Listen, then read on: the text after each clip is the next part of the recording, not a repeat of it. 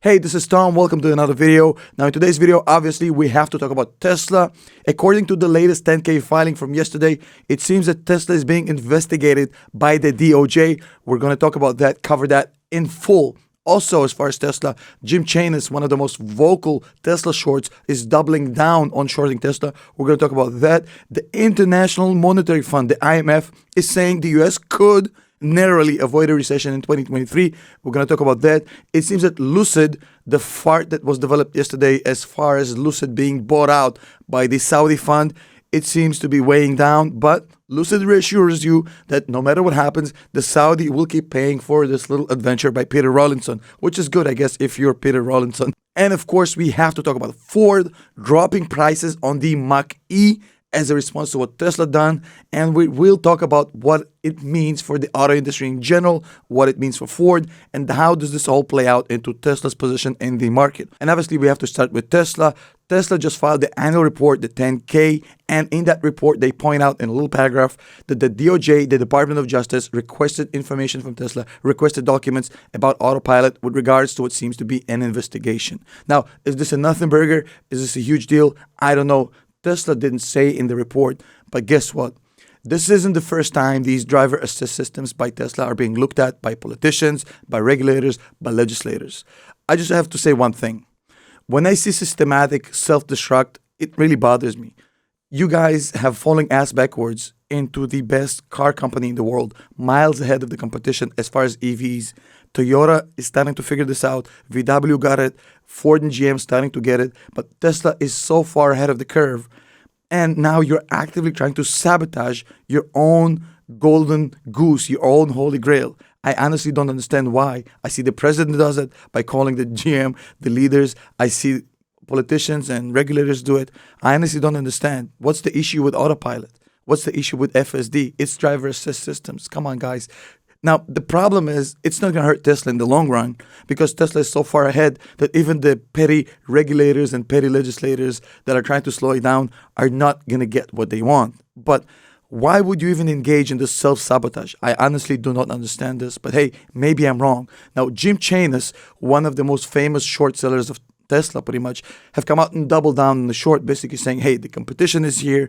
Basically, Tesla is getting wrecked. The margins are gone, blah, blah, blah. The same FUD we keep hearing about Tesla, just regurgitated in 2023. Now, he actually had the audacity to mention that the multiples that Tesla is trading on are way higher than a Ferrari or a Porsche. So he's comparing Tesla to Ferrari or Porsche, and he thinks that it makes Tesla expensive. Now, to me, it shows a little bit of a lack of understanding, no disrespect to Mr. Chanos, but a little bit of lack of understanding of what Tesla is. Tesla sold 1.3 million vehicles in the past year. It will sell 2 million the next year. And based on this article, just came out in Electric, of the 10 most sold cars in the world, not EVs, the 10 most sold cars in the world, Tesla has 2 cars in that top 10 list. Number 4, Tesla Model Y. Number 7, Tesla Model 3. Like, 2 out of the top 10 selling cars in the world are actually a Tesla.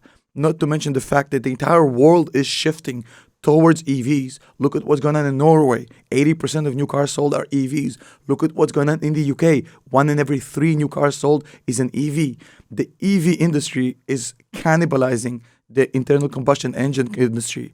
But the problem is that who are you going to bet on, Mr. Chanos? If Tesla is not your bet, who? BYD? Well, that's a good bet, but the problem that BYD carries so much risk with being located in China. To me, it seems that Tesla is the more sensible bet versus BYD long term. I know, for example, Warren Buffett thinks otherwise and he invested in BYD, but Warren Buffett investing in BYD is very different than Jim Chanos actually actively shorting Tesla, which is a crazy move. Now, he may make a lot of money because shorting a company in the short term might make you a lot of money, especially in this crazy market. It's a very volatile market. Tesla might very well go to $100 per share in this insane market based on this macro, and he may make a lot of money.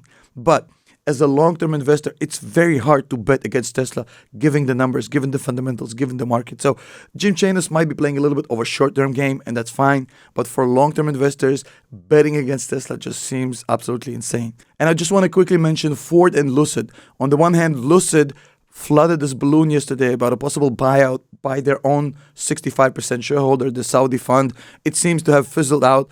It seems, at least for now, until further notice, it ain't happening. But Lucid have been reassuring everybody that the Saudis will back them up financially as much as needed. They have plenty of cash, which they do.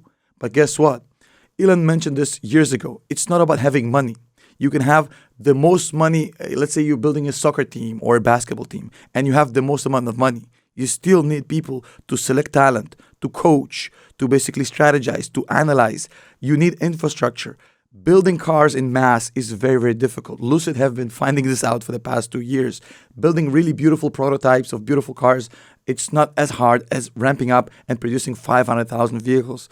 No matter how much money Lucid have, they don't have the manpower, the human resource, the quality of talent, the infrastructure, the understanding in how to ramp up a car company. Now, they might be a really nice niche producer of expensive luxury vehicles. That's fine. But they're nowhere near Tesla. I'm sorry. Now, talking also about Ford, Ford actually dropped prices on the Mach-E, which I think is absolutely ridiculous. Look, you have to understand that Ford doesn't really make any money off of the Mach-E. There's not enough of them being sold. Also, Ford is operating on a 13% gross profit margin. Tesla's operating on 24% gross margin. So Tesla literally has double margins than Ford. Now, Tesla dropping the margins a little bit to sell more units makes sense. Where is this price drop is going to come for Ford? You're already at 13 cents on the dollar on gross profit, and now you're cutting prices. This is essentially a loss-producing vehicle, the Mach-E at this point. And I feel bad for Ford, but I mean, they got to match Tesla. Tesla did this actively. They've dropped prices as a strategic move to suffocate the competition. Now, Ford is being tentative and being reactive, essentially putting itself in the position where every car sold will cost Ford money, which is absolutely insane. Now, also want to mention real quick, the International Monetary Fund, the IMF, a bunch of rich people talking about money, have been saying that the US can avoid a recession in 2023 because hopium. I've tried to read what's the logic, can't find it, can't understand it. They have actually said that it's a narrow possibility, and by narrow possibility, I mean it's almost to the point, it's a Lloyd Christmas kind of a moment. So you're saying there's a chance. I'm calling BS on this IMF statement. There's absolutely no chance the US can avoid a recession in 2023. I think it's hopium for the masses, and be careful who you listen to. Now, Adani Group, the target of the Hindenburg research company short report, issued a 400-page response. Now, I think what they were hoping is people are too lazy to read 400 pages side by side versus the Hindenburg report.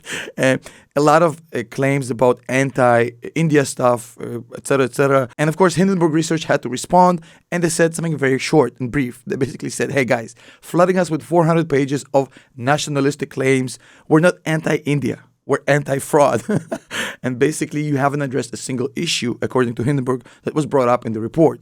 And at this point, of course, I want to say thank you to you for spending these few minutes with me. If you enjoyed the video, hit the like button and subscribe. Obviously, it helps the channel. If you haven't yet, you can join our private community, $5 per month, and you get to participate in our Discord, our Zoom calls. We actually have one today, later today, and be a part of our community and support the channel, which would be highly appreciated because, especially in 2023, we're going into recession year. Every little help helps. I don't know if you can say help helps, but it is what it is. See you in the next video.